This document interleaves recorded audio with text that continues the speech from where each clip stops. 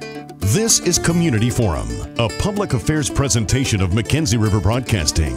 Each week we learn about issues affecting our community with your host, Liz Kelly.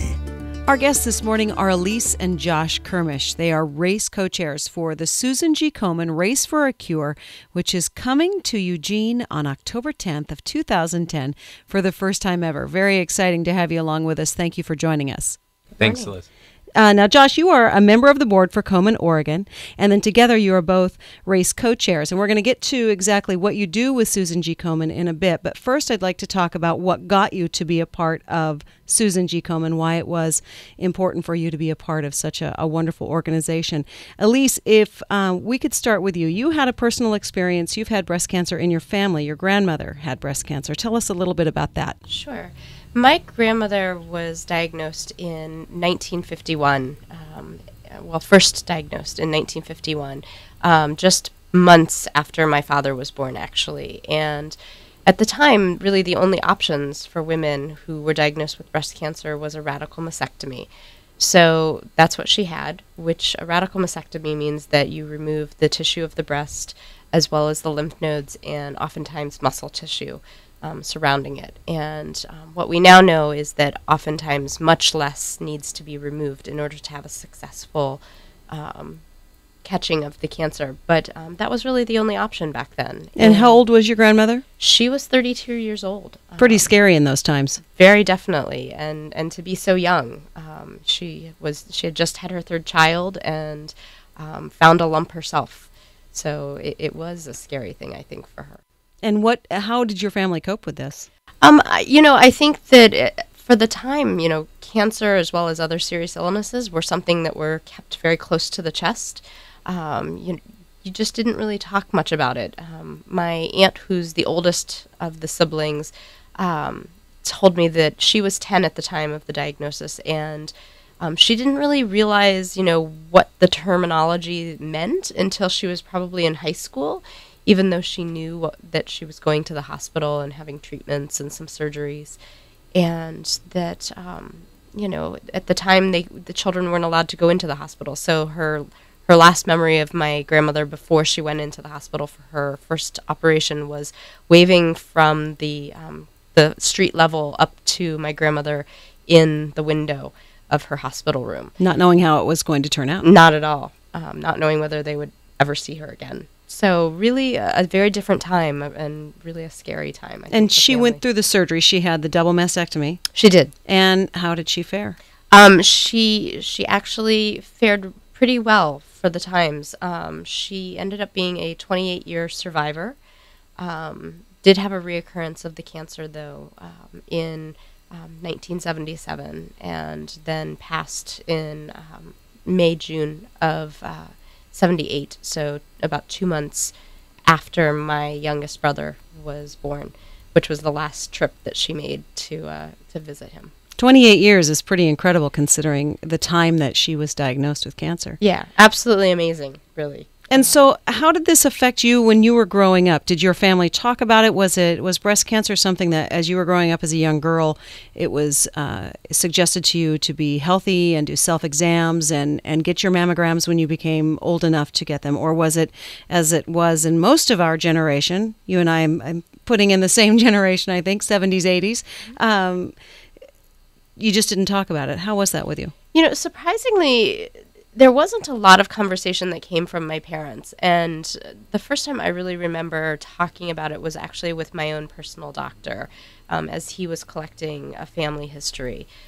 It really wasn't until probably 5 or 6 years ago, really. I've been doing some genealogy research and talking with my father and his two sisters a little bit about different family history pieces, and that's when we actually really realized in a present way that she was actually 32, which at the time was how old I was, to tell me that that's when she was first diagnosed, which then led me to go back to my doctor and say, maybe we really need to look at this a little harder and a little quicker than your average woman, since I have such a close family history. Well, something obviously touched you a little deeper than it does most people, because you have become so involved with the major organization that fights for breast cancer, for continuing education, and out for the women to get their mammograms, and also for research to continue the fight against breast cancer. Now, Josh, you are on the board of Komen, Oregon. Big, the whole state. That's right. How did you get involved in this? Well, it has a lot to do with my wife. So Lisa's grandmother was diagnosed at 32, and I work for Oregon Imaging Centers. And one of the things that we know today is that if you have a primary first-degree family member that's been diagnosed with breast cancer, we want to establish a baseline 5 years before the original diagnosis. What is a baseline? So a baseline is having your mammogram.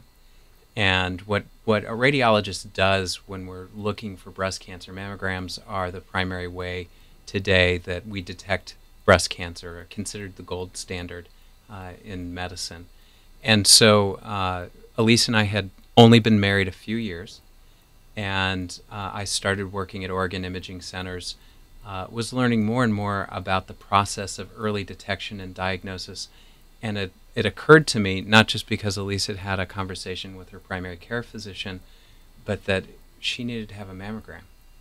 And so knowing that Elise's grandmother had been diagnosed at 32, it was really a life-changing moment for me, helping her arrange her first mammogram appointment, and working at Oregon Imaging Centers, being on site, knowing that she was coming in, that she was having her first test, and then waiting for those results, which were delivered very quickly, but nevertheless makes a huge impact on your life. And you really begin to realize what women are going through, what they're facing with mammograms.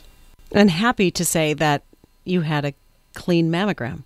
Yes. So you're in good health. Very happy.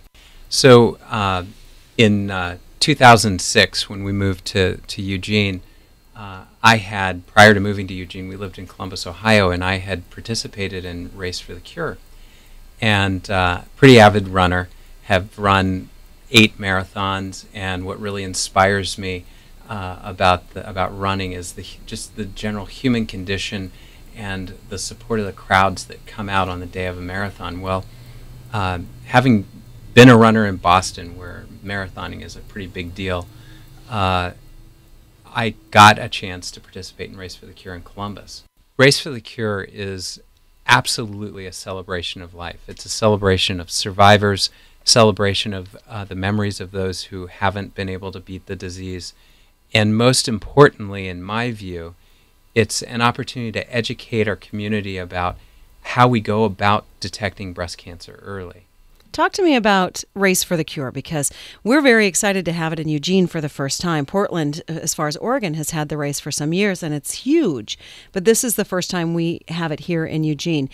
But it's national. It's all over the place with different events. What are some of the things that Susan G. Komen has done over the years? It's actually international now. Oh, nice. Really exciting. Last year they had their first international race in Egypt. And they lit the pyramid, the Great Pyramid of Giza, pink, and that was quite an event. What a sight! This year they're having a race in Jerusalem coming up this fall, and I know that there are several other countries that have had races as well. I think one of the things that's amazing about Race for the Cure is, and really Komen, is its singular focus on eradicating breast cancer. Komen's vision is that together we can end breast cancer forever. And we do that one person at a time, $1 at a time, raising money for research, helping make sure that women who don't have insurance, which is one of the major ways that Komen impacts our community right here, making sure that they can get access to mammograms, and then if we do find something, that they have access to treatment.